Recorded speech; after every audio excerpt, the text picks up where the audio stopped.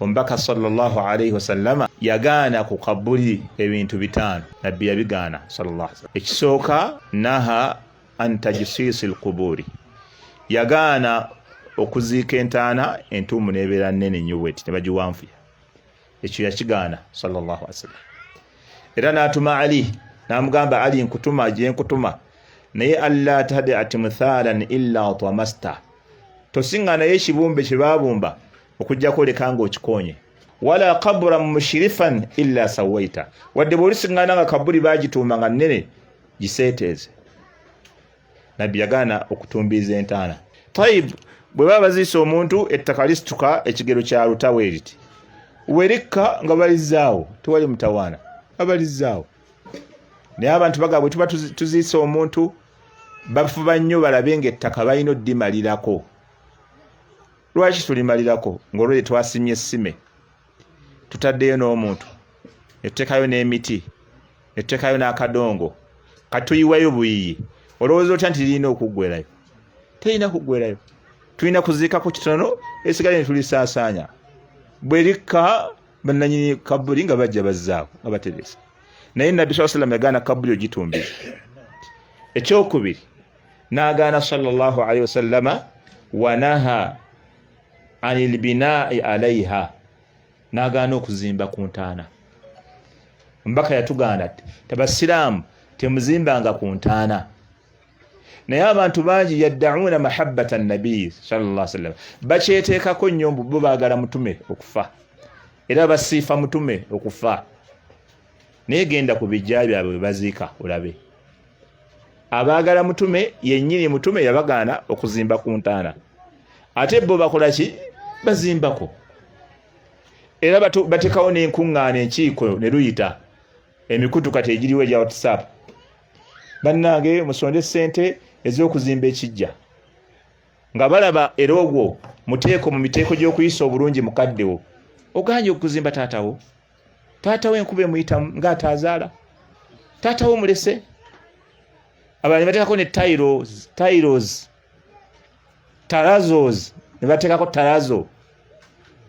Olukiiko ne luddamu n'olwokubiri, banne sente zikyagaanyi ezaaki ze musonda z'okuzimba ki? Kabuli ya taata. Kitamu mumulese enkuba emuyitamu etya. Kati ne bagamba nti tulina okumuzimbako. Waliwo okuzimba kwe bagamba mbuko kwabwe kw'Abasiraamu.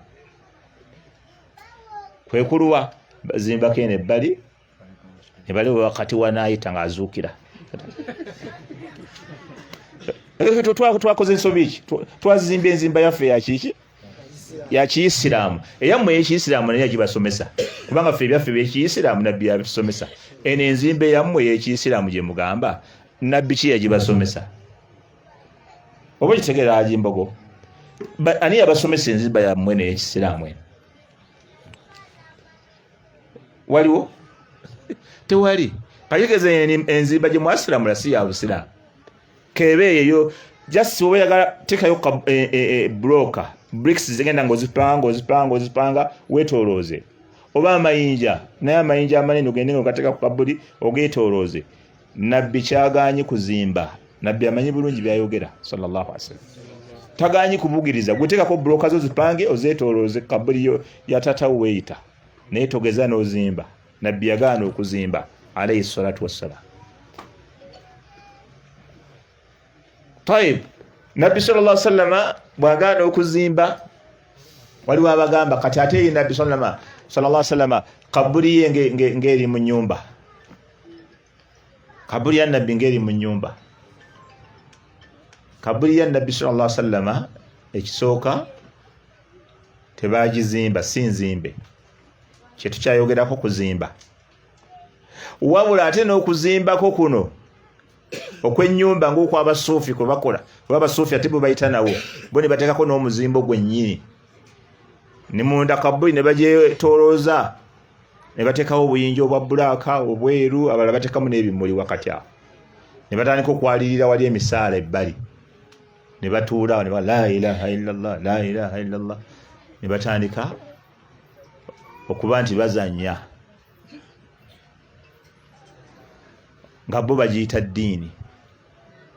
nabbi tatulagira kugenda kusinziza wali bafu babaziika si mu ddiini yaffe si mu nkola yaffe nti awali abafu tugenda ne tukolerawo ibadaati si kyaffe ekyo awali abafu nga wetutudde nga bwe tutudde wano ne mwetooloola nga mwetoolodde kabuli ne musinza kabuli ya nabbi Muhammad sallallahu alaihi wasallam ekisooka nabbi yafiira mu kisenge kya Aisha ate nga nabbi yagamba bannabbi we bafiira we babaziika kati nabbi yafiira mu kisenge kya Aisha mu nnyumba ye sallallahu alaihi wasallam era nabbi sallallahu alaihi wasallam tebamuziika mu muzikiti nedda ssebo nabbi sallallahu alaihi wasallam yafiira mu nnyumba ye era ne bamuziika wonyine we yafiira kubanga ekibiina ky'aba nabbi tebajjibwamu myoyo okujjako Allah amugjamu omwoyo mu kifo wayagala aziikibwe ekya Abubakar yakijjukiza basahaba nga baziika nabbi Muhammad sallallahu alaihi wasallam ne basimawo ne bamuziikawo kati ate okuyingizibwa kwe mu muzikiti Walid ibn Abdul Malik ye yagalizia omuzikiti Saidi yene liko ennyumba ya nabbi n'ayingiza ennyumba ya nabbi sallallahu alaihi wasallam mu muzikiti yonna naye tekitegeeza nti nabbi sallallahu alaihi wasallam bamuzimbako omuzikiti oba bamuziika mu muzikiti oyo bakabaka be bakola ebyo kubanga basahaba abasooka tebakikola abasooka oluvannyuma lwa nabbi bagaziya omuzikiti nga bagaziya Saidi eri neye mabega neyo mu maaso Saidi yene liko ennyumba ya nabbi bamuziika nga yo tebakwatayo naye ku mulembe gw'aba Umawiya be bajja ne bagaziya ne Saidi eno eriko kabuli ya nabbi ne bagiyingiza n'olwekyo ekyo kyeyawulidde nabbi yekka sallallahu alaihi wasallam lwaki kyeyawulidde ye yekka kubanga yagamba la'natullahi ala alyahudi wan nasara ekikolimu kya Allah kibeere ku bayudaaya n'abanaswara ittakhadhu kubura anbiyaihim masajida baddira entana z'abannabbi baabwe ne bazizimbako emizikiti la tattakhidhu qabri masjida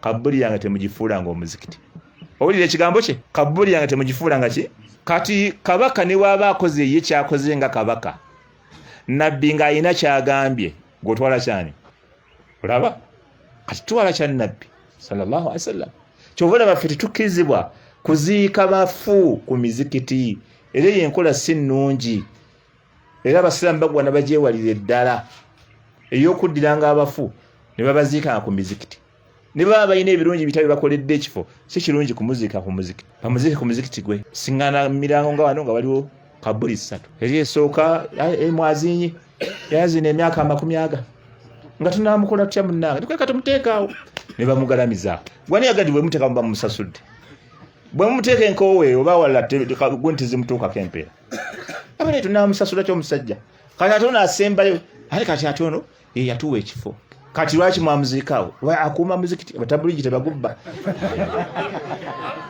oyo naye ali awo akuuma muzikiti gwe yawaayo ettaka abatabuligi bajja kukola si kulwa bajja kugutwala kati ne bataawula limbo na mizikiti ebifo ebisaalibwamu birala ne limbo birala abantu babaziika wakyova mu limbo tetusaaliramu kati nabbi sallallahu alaihi wasallam n'atugaana okuzimba kuki muzikiti ekyokusatu wanahana anil kitabati alaiha nabbi n'atugaana oziwandiikako entaana nabbi yatugaana okuwandiika ku ntaana naye genda onoonye entaana z'abantu olabe obasimpandiike abo abakyeteekako bo baagala nnyo nabbi Muhammad sallallahu alaihi wasallam wabula buli kyeyakola buli kyeyakola tebaagala kikola ate buli kyeyagaana bakikola awamu n'ekyo ne beekakasaako nnyo bo nti baagala nabbi sallallahu alaihi wasallam ekyokuna wanuhiina an istiqbaaliha ne tugaanibwa zoolekera nga tusaala tetwolekera ntaana bwe tuba tusaala ekyokutaano wanuhiina anil julusi alaiha ne tugaanibwa zituulako